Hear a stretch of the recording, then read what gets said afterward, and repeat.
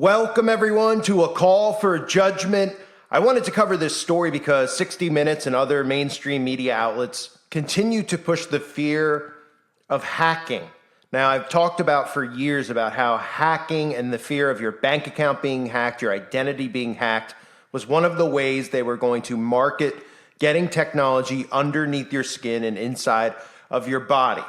Celebrities will be a major part of all of these agendas, as you have seen over the years. As I have stated over the years, the importance of covering these celebrities, despite being ridiculed early on, that it was about clickbait talking about these people, is very important to show the agendas that the celebrities were pushing, as well as the symbolism that we constantly saw, whether it was the all-seeing eye symbolism, et cetera, to prove that these people were actually in on it and a part of the occult and were pushing agendas. Well, now all the celebrities, instead of actually acting and doing these things in movies, are doing more as far as quote-unquote activism. Same with athletes. We see Leo DiCaprio, we see Tom Hanks, we see all of these celebrities constantly in our faces telling us what we need to do and what we should believe and how we need to save the environment and, climate change. And this is one of the agendas as well that they will push. Artificial intelligence, the need for it, and of course, pushing the fear of being hacked. So Robert Downey Jr., one of the elite's favorite influencers to use over the years, he's been involved in many different agendas, which I've covered, especially the agenda to go out and vote, which was, they were using a huge push with celebrities to try to convince the masses out there that their vote actually counted, because again, they wanted to blame all of these things with Trump and all of these things with Biden so that the people would blame one another. And that's how they began this civil unrest, right? All the celebrities come out and they say, oh, you got to vote. It's your responsibility to vote. Right? And then when they start the chaos between, oh, Trump, he's so bad, the liberals point and say, it's these people, it's your fault, you voted for him. And now the other way in the seesaw, right? All the Republicans pointing at the liberals. And again, this is all about dividing us into civil unrest. And if you haven't seen the video I put up on the national divorce, I highly recommend you check it out. But to continue on here, Robert Downey Jr.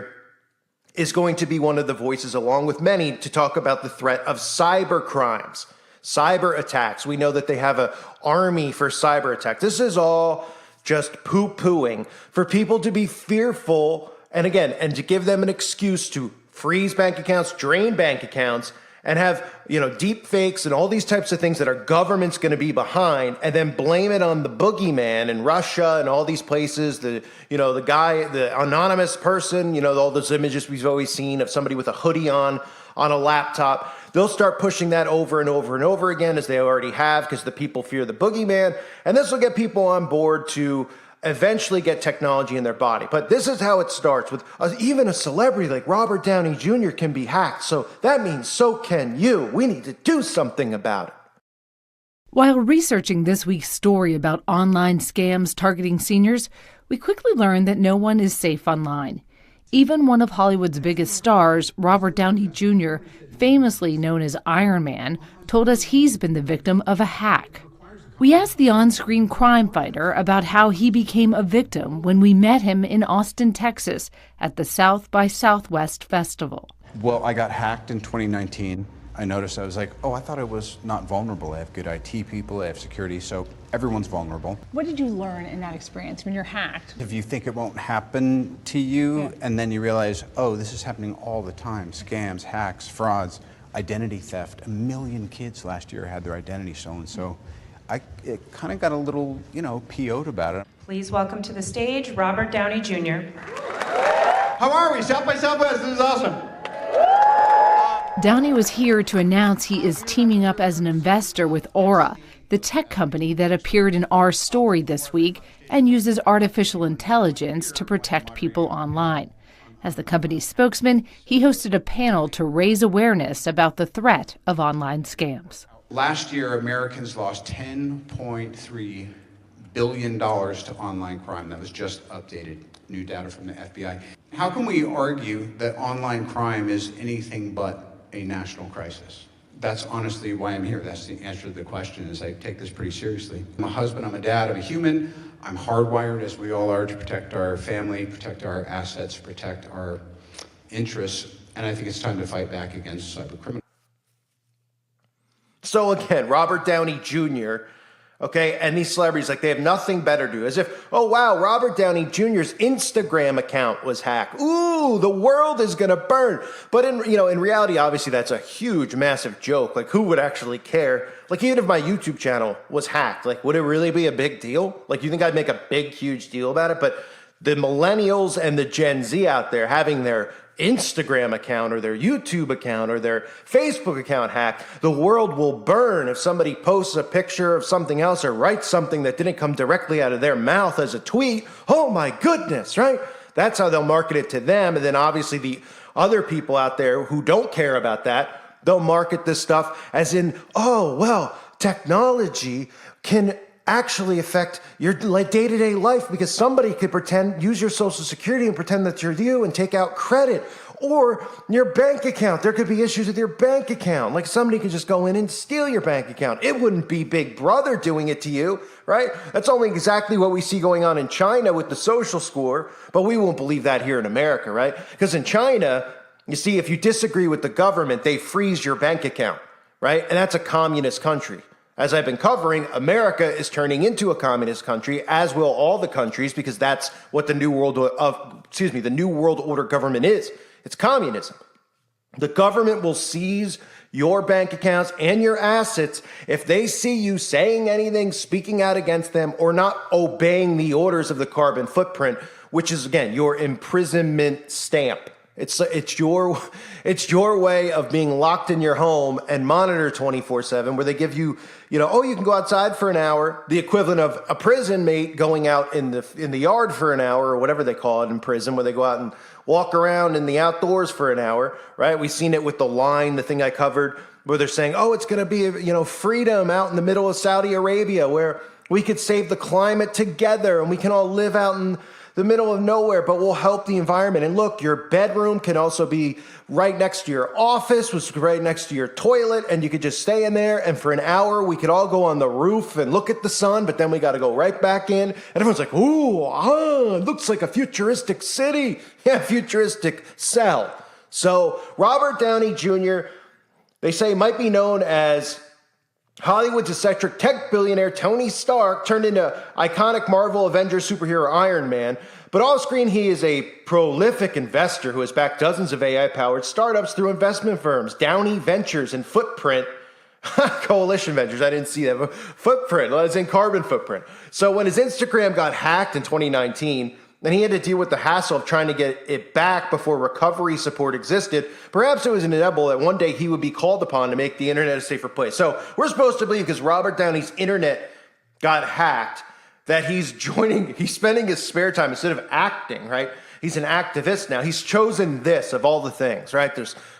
We have starvation and all these things. He's chosen this. This is a huge, as you heard him say, cybercrime is one of the biggest threats in the world, right? Just like white supremacy is one of the biggest threats. The climate change is one of the biggest threats, right? Hate speech is one of the big. It just goes on and on and on. They all tie in together. And every celebrity out there just keeps, popping up, the biggest ones, endorsing these things, supporting these things, because they want to have influence over people out there. And the only way they're going to get people to do what I'm about to show you is by using people like Robert Downey, Leo DiCaprio, you name it, and then for the female, Kim Kardashian, influencers. There'll be YouTube influencers, Mr. Beast, all of them. They'll be used to influence Gen Z and the millennials into taking this. And they'll beat it into their head with repetition over and over. And this is what I'm talking about. Because once the technology that they're pushing, they start with this, they start with fear, right? Be fearful you're going to be hacked. We have to do something about that. We have the cyber crimes, your identity stolen, et cetera, right? So they put that seed in everyone's head. And what does that lead to? It leads to tech being inside of you, right? They'll tell you that it's safe, but it really leads to, the ability to hack humans. Yeah, take a look. The really big thing is hacking human beings. To hack human beings, you need a lot of biological knowledge, a lot of computing power, and especially a lot of data. If you have enough data about me and enough computing power and biological knowledge, you can hack my body, my brain, my life. You can reach a point when you know me better than I know myself. And once you reach that point, and we are very close to that point, then democracy, the free market as we have, and actually all political systems, also authoritarian regimes, we have no idea what happens once you pass that point. Now, in the past, many tyrants and governments wanted to do it, but nobody understood biology well enough.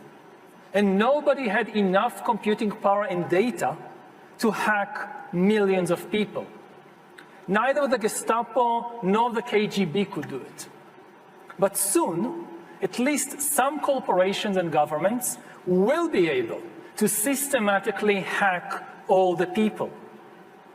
We humans should get used to the idea that we are no longer mysterious souls. We are now hackable animals. Data might enable human elites to do something even more radical than just build digital dictatorships. By hacking organisms, elites may gain the power to re-engineer the future of life itself. Because once you can hack something, you can usually also engineer it. And if indeed we succeed in hacking and engineering life, this will be not just the greatest revolution in the history of humanity. This will be the greatest revolution in biology since the very beginning of life 4 billion years ago. For 4 billion years, nothing fundamental changed in the basic rules of the game of life. All of life, for 4 billion years, dinosaurs, amoebas, tomatoes, humans, all of life was subject to the laws of natural selection and to the laws of organic biochemistry. But this is now about to change. Science is replacing evolution by natural selection with evolution by intelligent design. Not the intelligent design of some god above the clouds, but our intelligent design and the intelligent design of our clouds, the IBM cloud, the Microsoft cloud. These are the new driving forces of evolution. And at the same time, science may enable life, after being confined for 4 billion years to the limited realm of organic compounds, science may enable life to break out into the inorganic realm. So after 4 billion years of organic life shaped by natural selection, we are entering the era of inorganic life shaped by intelligent design. So does the data about my DNA, my brain, my body, my life, does it belong to me or to some corporation or to the government or perhaps to the human collective? Humans are now hackable animals. You know, the whole idea that humans have, they have this soul or spirit and they have free will and nobody knows what's happening inside me. So whatever I choose, whether in the election or whether in the supermarket, this is my free will, that's over. Free will, that's over. That's over. Over. Today, we have the technology to hack human beings on a massive scale. Yeah, I mean, everything is being digitalized. Everything is being monitored. In this time of crisis, you have to follow science. It's often said that you should never allow a good crisis to go to waste, because a crisis is an opportunity to also do good reforms that in normal times people will never agree to. But in a crisis, you see, we have no chance. So let's do it. Vaccine won't help us go the to vaccine the test, of course. Will help us, of course. It will make things, more manageable. Surveillance. People could look back in 100 years and identify the coronavirus epidemic as the moment when a new regime of surveillance took over, especially surveillance under the skin, which I think is maybe the most important development of the 21st century, is this ability to hack human beings, to go under the skin, collect biometric data, analyze it and understand people better than they understand themselves. This, I believe, is maybe the most important event of the 21st century. One of the features of this fourth industrial revolution is that it doesn't change what we are doing, but it changes us. The difference of this fourth industrial revolution is it doesn't change what you are doing. It changes you. If you take genetic editing, right. Just as an example, it's you who are changed. Yeah. And of course, this has a big impact on your identity. Yeah. And offers certain kinds of possibilities that have to be careful about. You know, when you began to do that kind of gene editing, some people worry that you are changing what it means to be human. That's the problem. And of course, the new industrial revolution offers us many opportunities, but it raises manifold questions on the ethical, but even legal implications. And we have to be prepared for it, and that's what we want to do in Davos next year. Talk about technology and how the ways it can be deployed, that contribute to growth rather than exacerbate unemployment. How will that implement itself? It's a big question mark, because there is a fear that technology, robots, just to take one. Yeah. You gain productivity from machines. Exactly, and it replaces maybe the workforce or jobs faster than we can replace them with new jobs. Not everybody can be a robot polisher and so on, so there will be new jobs. So that's what this all comes down to, right? Human beings being hacked. I've shown the clips before from some of the skits like Stretch Armstrong, where they show human beings being hacked with the smart chip. The smart mark, because the smart mark is more than just a phone. It's part of you. It's part of you. It is cash. Book your travel. Shoot video. I never realized how wonderful technology could make me feel. The smart mark has brought order to my life. 23% of the population has been given the smart mark. Let's put our new recruits to work. We should find the flex fighters. I ought to find the flex fighters. We should find the flex fighters. World order is our destiny. Submit to a smart mark and join the glorious victory of order over chaos. People think smart marks are brand new rook tech that will improve their lives. They don't know they're being tricked. But your chip makes it possible to control everyone in Charter City, whether they're marked or not.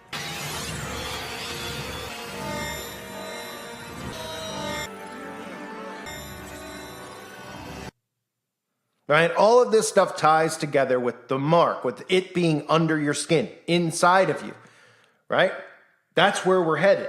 But psychologically, they have to influence and convince people to do it. No one's going to willingly sign up. If they're like, tomorrow, come and get the technology in your body, people would just be like, why would I do that?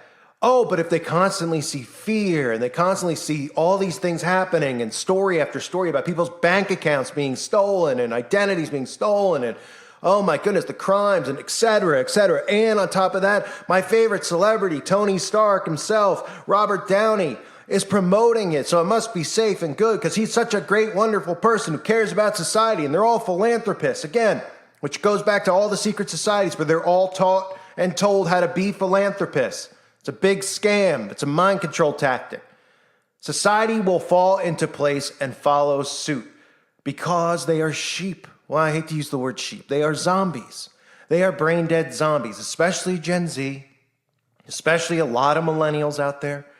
They love their celebrities. They're too narcissistic, like I recently said, to admit it, but they love them.